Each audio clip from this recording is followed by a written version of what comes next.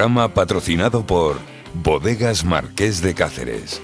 De la cepa a la copa.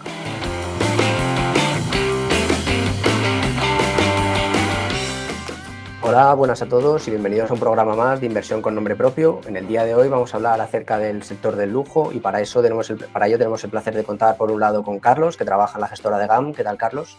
Hola, muy buenos días, Javier, ¿qué tal? Y por otro lado contamos con Rocío, que trabaja en la gestora de Pictet. ¿Qué tal, Rocío? Muy buenos días, muy bien todo, gracias. Bueno, encantados de teneros aquí y entrando ya en materia, la primera pregunta en este caso para Carlos. En los últimos años hemos visto cómo las grandes marcas del lujo se han enfrentado a desafíos sin precedentes, como ha sido el coronavirus y también la guerra entre Ucrania y Rusia, que suponía uno de los mercados más importantes para el sector. Y bueno, ¿de qué forma han sabido las empresas de lujo sobrellevar estos eventos y cuál es la situación actual referente a estos temas? Sí, bueno, antes de nada, muchas gracias por contar con nosotros para participar en este podcast. Como bien dices, han sido años complicados, especialmente cuando hablas del sector lujo, pues el año 2020, el año 2021 y el año 2022 han tenido un poquito de todo. Empezamos con una pandemia, ¿no?, a nivel mundial, continuamos con una guerra a las puertas de Europa y además esa guerra ha tenido unas consecuencias directas muy claras. Una de ellas ha sido una inflación en Europa pues desproporcionada, ¿no?, con lo que habíamos visto en los últimos años, debido principalmente al coste de la energía y las materias primas, y eso evidentemente voy a tener un impacto pues muy serio, ¿no?, en el bolsillo del consumidor. Vale. Aparte de eso, hemos sufrido, pues oye, debido a esa inflación, un cambio de política monetaria con una aceleración de tipos de interés muy alto y todo ello pues ha provocado que en 2022 se uniera pues un poco la tormenta perfecta, hubiera una rotación sectorial a nivel mercados y pues oye, se castigara de alguna manera pues aquellas compañías que se engloban, ¿no?, dentro del sector lujo, que son por las que definimos como quality growth, ¿no? Entonces, bueno, han sido años difíciles, pero yo creo que si lo vamos analizando parte por parte, pues las compañías, especialmente las bien posicionadas, con balances sólidos, han capeado bastante bien el temporal. Dicho esto, en el sector lujo nosotros recomendamos ser muy selectivos porque no todo vale. Ha habido compañías que lo han hecho muy bien, otras que lo han hecho pues peor, y la dispersión entre unas y otras ha sido bastante importante. Es decir, que cuando uno ha metido compañías de lujo en cartera, no a todo el mundo le ha servido como una inversión de carácter defensivo, sino que algunas han sufrido pues de manera más importante, ¿no?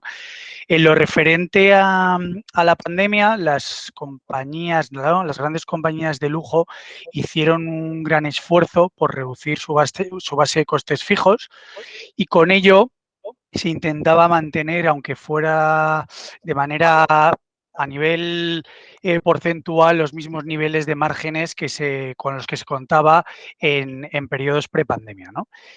Una de las cosas que se hizo además fue intentar fomentar la penetración del canal online. Muchas de las compañías ya lo llevaban haciendo desde hace tiempo, pero bueno, pues con las limitaciones, ¿no?, sanitarias que se impusieron debido a la pandemia, pues esa penetración se vio acelerada. Y la verdad es que sirvió como cierta amortiguación, especialmente ante países, ¿no?, como podría ser China, ¿no?, que pues oye, suponían un tercio del consumo global de lujo a nivel mundial, pero mucha parte de ese consumo, pues un 60%, se realizaba vía turismo, vía viajes. Entonces, eso de repente se paraliza por completo y pues oye, hay que reinventarse, ¿no? Entonces el canal online ha servido pues como herramienta de amortiguación de cara, pues especialmente en los primeros meses de pandemia en el año 2020, para que los números no fueran tan malos, ¿no? El segundo trimestre del año pues fue malo, pero luego el tercer y cuarto trimestre, pues en parte gracias a esa penetración, pues se salvó, ¿no? En relación a la inflación, pues provocada por situaciones como la de la guerra entre Rusia y Ucrania, pues bueno, afortunadamente es un sector que está compuesto por compañías con una alta capacidad para fijar precios y eso pues les ha permitido con un nivel de costes fijos más bajo no solo mantener esos márgenes que hablábamos al principio, sino incluso aumentarlos, ¿no? Y luego, por puntualizar países, hablábamos de guerra de Rusia y Ucrania, que era un mercado muy importante para el lujo. Es una cosa que llama la atención, ¿no? Cuando hablamos de qué países son los principales contribuidores, ¿no?, a nivel demanda global de lujo, pues siempre se dice Rusia y Oriente Medio, ¿no?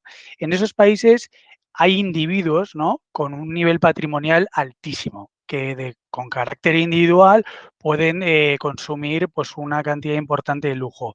Pero los mercados más importantes a nivel consumo son Estados Unidos, Europa y China, ¿vale? Entonces yo creo que más allá del problema de la guerra entre Rusia y Ucrania, que ha tenido la consecuencia de la inflación y evidentemente eso ha tenido un impacto en el bolsillo, creo que lo más importante de cara a analizar cómo han ido las cosas estos últimos años es centrarse quizá más en Europa, Estados Unidos y especialmente China, que me imagino, pues oye, que con la reapertura que se está produciendo desde principio, ¿no?, de principio de años con el cambio de política contra el COVID, pues me imagino que lo comentaremos ahora y que para nosotros desde GAM creemos que es un poco el factor clave de cara a 2023 a nivel mercados y en concreto a nivel sector lujo. Sí, justo la siguiente pregunta que iba a ser para Rocío iba precisamente enfocada en ese tema, ¿no? Pensando ya en este año 2023, uno de los aspectos más relevantes está siendo la reapertura de China, con una tasa de ahorro elevada y una demanda que se ha embalsado durante la pandemia. Y entiendo que positivamente, pero bueno, ¿cuál es tu opinión y cómo puede afectar esta reapertura al sector lujo? Y si os estáis fijando en algunas empresas que se puedan beneficiar de esta situación. Bueno, pues efectivamente esperamos que afecte positivamente, ¿no? Porque después de tanto tiempo encerrados en sus casas, por fin el consumidor chino vuelve a disfrutar de su libertad. Y como ya ocurrió tanto en Estados Unidos como en Europa, esperamos pues, que las tiendas reabran, que vuelvan a consumir en restaurantes, que vuelvan a viajar, que se vuelvan los eventos físicos. En definitiva, eso que llaman los anglosajones de revenge spending post-COVID. Además, en un mercado donde la tendencia es de aumento de poder adquisitivo. Por lo tanto, esta reciente reapertura de China va a impulsar el consumo interno y el gasto en los hogares, tanto a nivel local como en el exterior, y desde luego creemos que sin lugar a dudas es algo que va a beneficiar a las marcas de lujo. Y aquí estaríamos incluyendo industrias como puede ser la hotelera, cosméticos o bebidas espirituosas. Hay que tener en cuenta que estas marcas de gama alta, a diferencia de otras del resto del sector del consumo discrecional, son empresas que en general están expuestas a un consumidor mucho más resistente, que tiene un mayor poder adquisitivo. En general son compañías que están relativamente mejor protegidas frente a la inflación por ese poder de fijación de precios que comentaba antes Carlos, y además son unas empresas que en general son modelos de negocio difícilmente replicables y con elevados márgenes. ¿Qué empresas estamos mirando? Pues, por ejemplo, por daros unos ejemplos, el grupo deportivo chino Anta o el fabricante de maletas Samsonite pueden ser dos ejemplos de nombres muy rentables que están directamente expuestos al mercado doméstico chino y que podrían beneficiarse de esa reapertura. Vale, perfecto, muchas gracias. Bueno, la siguiente pregunta, en este caso para Carlos, también va relacionada con algo que habéis comentado, y es que el sector siempre se ha caracterizado históricamente por ser bastante resiliente ante las crisis económicas, pese a estar dentro del consumo discrecional. Y bueno, ¿a qué se debe este comportamiento? Lo habéis comentado también un poco, la fijación de precios, la protección contra la inflación, y qué otros fundamentales pueden beneficiar este sector a medio o largo plazo. Sí, bueno, yo creo que si empezamos con un poco por visión top-down, ¿no? Desde arriba, cuando uno echa la mirada al sector lujo y analiza los últimos 20, 24 años, se da cuenta que a nivel agregado los ritmos de crecimiento del sector han sido superiores al 6,5-7%, ¿vale? Eso si tienes en cuenta años tan difíciles como los que hemos comentado de 2020, 2021 y 2022. Si uno elimina esos años, estamos hablando que hasta 2019, durante los últimos 25 años, la tasa de crecimiento del sector ha sido superior al 10%. Eso además incluye una crisis financiera como la de 2008, ¿vale? Entonces, si uno lo pone en perspectiva con los crecimientos de PIB a nivel global de Estados Unidos o de Europa, son números muchísimo más altos, ¿vale? Entonces, desde el punto de vista sector, es un sector que ha demostrado, pues oye, a lo largo de diferentes tipos de ciclos, que es resistente, ¿no? Que tiene una capacidad, una resiliencia, pues muchísimo más alta que otras partes del consumo discrecional, ¿no? De lo que es el sector económico. Aparte de eso, si uno analiza los balances de las compañías que conforman el sector lujo, pues se da cuenta que los márgenes, ¿no? Los márgenes con los que cuentan estas compañías son muy altos. Normalmente, de media en el sector, estás hablando de las compañías mejor posicionadas, márgenes entre el 20 y el 30%. Pero es que además, pues oye, cuentas con compañías que en un momento dado tienen márgenes del 40, 50 e incluso el 60%, ¿vale? Pero lo importante no son solo los márgenes y los ratios de crecimiento a nivel ingresos, a nivel ventas. Lo importante es que además estas compañías lo trasladan a beneficios, ¿vale? O sea, tienen por un lado la capacidad de generar beneficios y una capacidad enorme de generar flujos de caja. ¿Eso qué quiere decir? Que desde el punto de vista accionista no son empresas que cada 2 por 3, aunque crezcan muy rápido, tengan que acudir al mercado para ampliaciones de capital. No, ellas mismas se valen, son autosuficientes, ¿vale? Entonces, desde ese punto de vista, son empresas, pues oye, que de carácter, desde el lado del accionista, son seguras. Pero es que además cuentan con unos balances que desde el punto de vista de endeudamiento, muchos de ellos tienen un endeudamiento negativo, es decir, o sea, tienen una posición de caja positiva. Ante situaciones como las que hemos vivido en los últimos meses, ¿no? Los últimos trimestres, donde pues, hoy los tipos de interés se han disparado, tener este tipo de balances, ¿no? Con un endeudamiento muy bajo o prácticamente negativo, pues oye, es un colchón de seguridad importante. Desde el punto de vista valoraciones, por ejemplo, ahora mismo los últimos trimestres hemos visto como tanto desde el punto de vista PER como desde el punto de vista Enterprise Value, EBITDA, los ratios no han parado de bajar, ¿vale? Es cierto que el mes de enero ha sido un mes que, oye, pues ha tenido un comportamiento muy bueno, pero si seguimos esos dos ratios y especialmente el segundo, nos damos cuenta que estamos muy, muy, muy lejos todavía de los picos alcanzados pues hace 3, 4 o 5 años. Todo esto, estas valoraciones, en una situación en la que, como antes comentábamos, los márgenes no han parado de crecer, los flujos de caja son están casi a nivel récord histórico, ¿vale? Entonces, desde el punto de vista de entrada, pues creemos que quizás sería como el factor más importante a tener en cuenta. Pero luego, además, tenemos cosas como la capacidad de fijar precios. Estamos en un momento en el que, bueno, ayer teníamos un dato de inflación en Estados Unidos, quizá que había frenado un poquito menos de lo esperado, pero claramente estamos en una tendencia recesiva en lo que a inflación se refiere.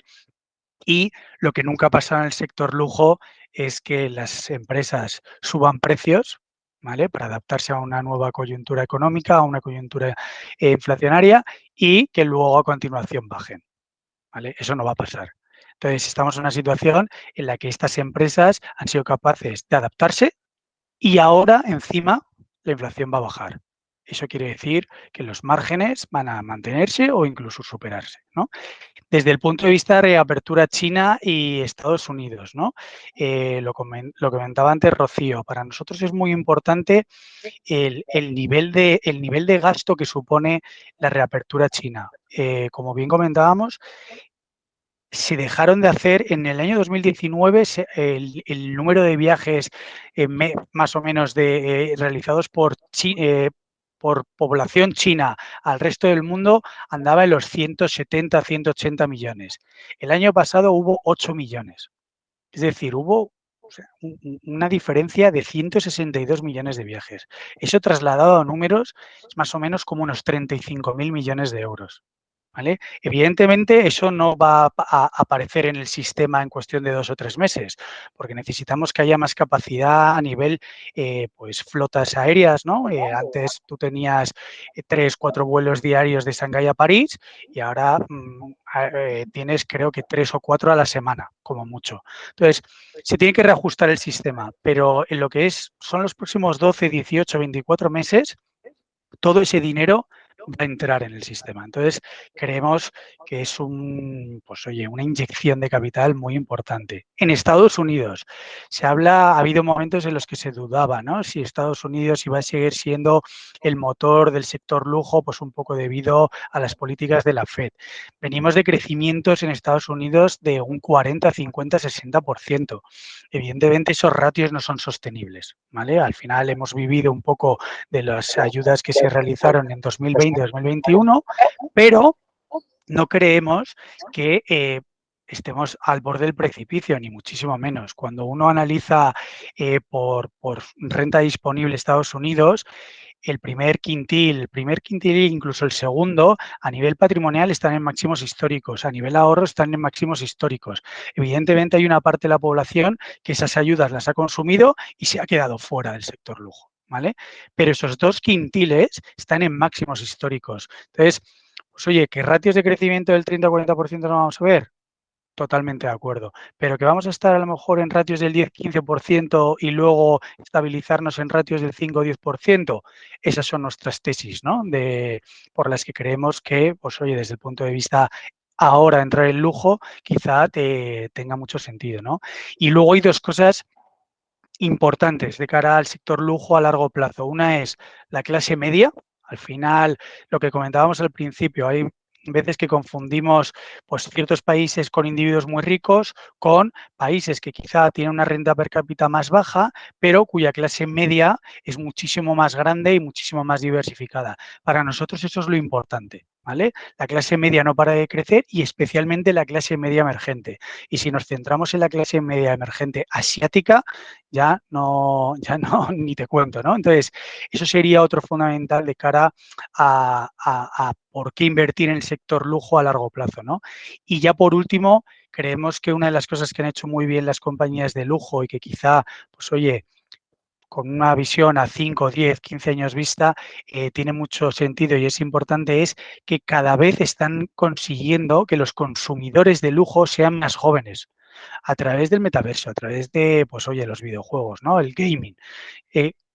Normalmente la media de entrada en el sector lujo con la generación pues de nuestros padres, pues quizá era una media de 30, 35 años. Con los millennials ha bajado a los 19, 23.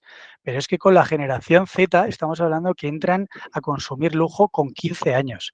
Entonces, el ciclo de vida de este tipo de consumidor, ¿no? Del consumidor de lujo, se está alargando muchísimo. Y entonces, eso es un valor incalculable de cara a las compañías, a las grandes compañías de lujo, ¿no? Que tienen esa capacidad para penetrar con carácter, pues, oye, redes sociales, con carácter online, en este tipo de consumidor.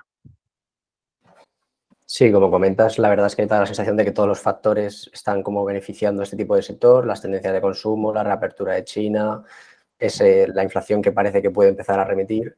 Y bueno, para terminar, la última pregunta para Rocío es ¿qué tendencias se pueden estar desarrollando dentro del sector? ¿Cómo están estas empresas incorporando el uso de tecnología en su operativa? Y, en definitiva, ¿qué perspectivas podemos esperar de la inversión en lujo para los próximos 5 o 10 años? Efectivamente, es importante señalar que todo lo que hemos comentado anteriormente no es exclusivamente una historia del corto plazo ni exclusivamente una historia de China. Es decir, no hay que olvidar que existen motores importantes de cara a largo plazo. Y por nombraros algunos, uno, por ejemplo, es la digitalización. Y respondiendo a tu pregunta, la tecnología va a ser clave en ese crecimiento estructural. Por daros un dato, la penetración del lujo online, por ejemplo, en 2021 era de tan solo el 22% y creciendo. Aquí, como bien ha comentado Carlos antes, van a ser clave las generaciones tanto millennial como Z. ¿Por qué? Porque son generaciones que dan mucho mayor valor al uso de materiales y recursos, que creen que tiene mucho más valor comprar un solo producto, pero de mayor calidad y de mayor longevidad, que a lo mejor comprarse 10 productos pues mucho más baratos, de peor calidad y que vayan a durar menos. Además, como también comentábamos antes, son generaciones en ambos casos que están muy presentes en las redes sociales, que compran online, que hacen mucha búsqueda y mucha investigación antes de realizar cualquier compra y que también le dan mucho valor a la integridad, a la reputación de una marca. Entonces, esta sería una de las tendencias que estamos viendo, la digitalización. Otra, por ejemplo, sería todo lo relacionado con el consumo de ocio y viajes, es decir, el consumo en experiencias y también el lujo individualizado y personalizado. Y luego, por nombraros una última, estamos viendo que cada vez hay mayor foco en un estilo de vida saludable. Es decir, aquí incluiríamos pues, alimentos orgánicos, ropa deportiva, suplementos de la salud, etc. Estas son algunas de las tendencias que vemos que van a ir evolucionando de cara a largo plazo. Y luego, ¿qué empresas van a ser las que tengan mejores perspectivas en los próximos años? Pues sin duda van a ser aquellas marcas que sean más deseables, es decir, de consumo aspiracional, que tengan una elevada reputación, que sean de confianza y que sean de buena calidad. Bueno, pues muchas gracias a los dos. En principio esto ha sido todo y esperemos que os volváis a pasar algún día por el programa. Muchas gracias, hasta la próxima. Claro que sí, encantados de volver. Muchas gracias, Javier.